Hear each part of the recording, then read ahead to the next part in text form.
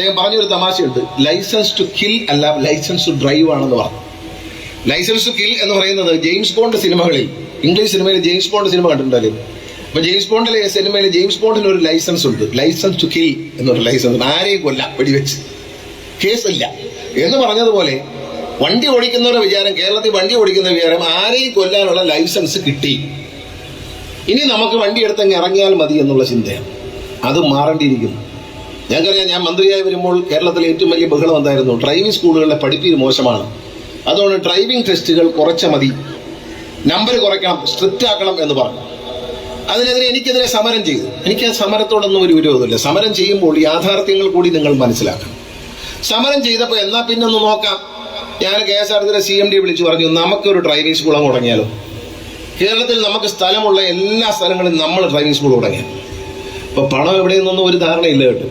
അപ്പൊ പ്രമോദ് എന്നോട് പറഞ്ഞു, ശരി സാർ നമുക്ക് തുടങ്ങാം എന്ന് പറഞ്ഞ് പ്രമോദ് ശങ്കർ മുന്നോട്ട് വന്നു. പണം എവിടെ നിന്ന് എടുക്കണമെന്നറിയില്ല. അങ്ങനെ ആദ്യം പറഞ്ഞു പോയില്ലേ, പെട്ടെന്ന് KSRTCയുടെ ട്രെയിനിങ് സെന്ററിൽ ഇതെല്ലാം റെഡിയായി, അവരെല്ലാം റെഡിയായി, സ്റ്റാഫെല്ലാം റെഡിയായി, അവർ റെഡി, പഠിപ്പിക്കാം എന്ന് പറഞ്ഞു. അപ്പൊ വണ്ടി വാങ്ങിക്കണ്ടേ? വണ്ടി വാങ്ങിക്കാൻ പൈസ ഇല്ലാത്തതുകൊണ്ട് KSRTC തന്നെ പൈസ എടുത്തു കൊടുത്ത് 2 വണ്ടി അങ്ങ് വാങ്ങിച്ചു, ബൈക്കും കാറും വാങ്ങിച്ചു. അങ്ങനെ KSRTC ദാരിദ്ര്യത്തിൽ കിടക്കുമ്പോൾ അങ്ങനെ പൈസ എടുക്കാൻ പാടില്ല. അപ്പൊ എനിക്ക് തോന്നിയൊരു ബുദ്ധിയാണ്, റോഡ് സേഫ്റ്റി അതോറിറ്റിയുടെ ചെയർമാനാണ് ഞാൻ. അപ്പൊ റോഡ് സേഫ്റ്റി അതോറിറ്റിയിൽ നിന്ന് ഈ ഒരു കാര്യത്തിന് വേണ്ടി വണ്ടി വാങ്ങാൻ പണം കൊടുക്കുന്നു. കാരണം നല്ല നിലവാരമുള്ള ലൈസൻസ് ഉണ്ടാകും. ഈ ഡ്രൈവിംഗ് സ്കൂൾ മുഖ്യമന്ത്രി ഉദ്ഘാടനം ചെയ്ത ദിവസം ഞാൻ പറഞ്ഞൊരു വാക്കുണ്ട് മാധ്യമപ്രവർത്തകരോട്. തിരുവനന്തപുരത്ത് ഡ്രൈവിംഗ് സ്കൂൾ ഉദ്ഘാടനം ചെയ്ത് കഴിഞ്ഞപ്പോൾ ഞാൻ പറഞ്ഞു, ഇവിടെ നിന്ന് പഠിച്ച് ധൈര്യത്തോടുകൂടി സ്വന്തം വാഹനം ഓടിച്ച് റോഡിലേക്ക് പോകുന്ന ലൈസൻസ് ഉടമകളെ കാണിച്ചു തരാം. കൃത്യമായി പാലിച്ചു. 40 പേർ പരീക്ഷ എഴുതി ആദ്യത്തെ ബാച്ച്. അതിൽ 36 പേര് ജയിച്ചു. അതിൽ വന്ന കുട്ടികൾ, ആൺകുട്ടികളും പെൺകുട്ടികളും സധൈര്യം അവരുടെ വാഹനം ഓടിച്ച് ലുലുമാളിന്റെ അവിടെയുള്ള ആ മെയിൻ റോഡിലേക്ക്, ഹൈവേയിലേക്ക് അവർ തന്നെ വണ്ടി ഓടിച്ച് പോകുന്ന കാഴ്ച മാധ്യമപ്രവർത്തകരിലൂടെ ജനങ്ങളെ കാണിക്കാൻ കഴിഞ്ഞു എന്ന സന്തോഷമുണ്ട്. അതല്ലേ വേണ്ടത്. നമ്മൾ വാക്ക് പറഞ്ഞാൽ അത് പാലിക്കണം. നിങ്ങൾ മനസ്സിലാക്കുക, കേരളത്തിൽ മൊത്തം ഇപ്പോൾ വളരെ കർശനമാണ്. ഒരു ദിവസം 127 പേരെ പരിശോധിക്കുന്ന ഉദ്യോഗസ്ഥൻ, മോട്ടോർ വെഹിക്കിൾ ഉദ്യോഗസ്ഥൻ 127 പേരെ പരിശോധിക്കും. ഡ്രൈവിംഗ് ടെസ്റ്റ് നടത്തുന്ന 127 പേർ ഉച്ചയ്ക്ക്, രാവിലെ 8:30 മണി അല്ലെങ്കിൽ 8 മണിക്കും 1 മണിക്കും ഇടയ്ക്കാണ് നടക്കുന്നത് ഈ അത്ഭുത സംഭവം. 127 പേരെ പരിശോധിക്കുന്നു ഒരാൾ, അതിൽ 124 പേരും ജയിക്കുന്നു. ഇത് കമ്മീഷൻ പറഞ്ഞ ലൈസൻസ് ടു കില്ലാണ്. ആ ലൈസൻസ് ഏതാ? 127 പേരെ പരിശോധിച്ചു. രാവിലെ 8:30 മണി മുതൽ 1:30 മണിക്കിടയിൽ, 1 മണിക്കും 1:30 മണിക്കും ഇടയിലുള്ള സമയത്ത് അദ്ദേഹം 127 പേരെ പരിശോധിച്ചു.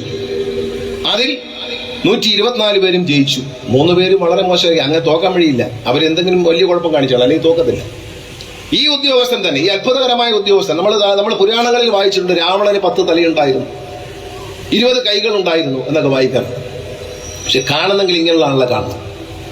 അടുത്തയാളുടെ കലാപരിപാടി തന്നെ അതേ ദിവസം തന്നെ ഉച്ചയ്ക്ക് ശേഷം 2 മണിക്കും 4 മണിക്കും ഇടയ്ക്ക്, 5 മണിക്കും ഇടയ്ക്ക് അദ്ദേഹം 42 ഹെവി ലൈസൻസുകൾ പരിശോധിച്ച് പുതുക്കി നൽകി. ഇത് ഉച്ചയ്ക്ക് ശേഷം, ഈ 2 മണി മുതൽ 5 മണിക്കിടയിൽ. അവിടെ കൊണ്ട് അത്ഭുതം തീർന്നില്ല.